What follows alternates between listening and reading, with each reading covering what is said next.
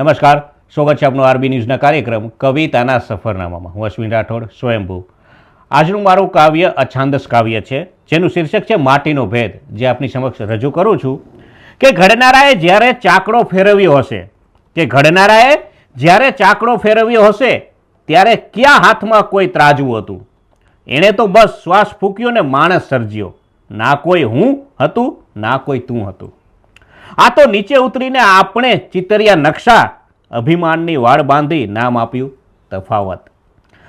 કોઈ મથુરાના મોહમાં, કોઈ ગોકુળના સ્નેહમાં, પણ જેને છોડતા આવડ્યું એ જ પામ્યો જગતગુરુનું પદ.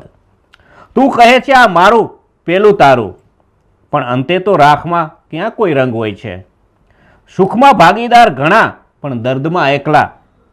ત્યાં પણ વળી પાછો આ તફાવતનો સંગ હોય છે.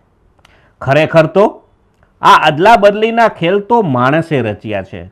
બાકી ઉપરવાળાની નજરમાં તો બધા જ સ્વયંભૂના અંશ છે. ત્યાં ક્યાં ભેદભરમ બચ્યા છે.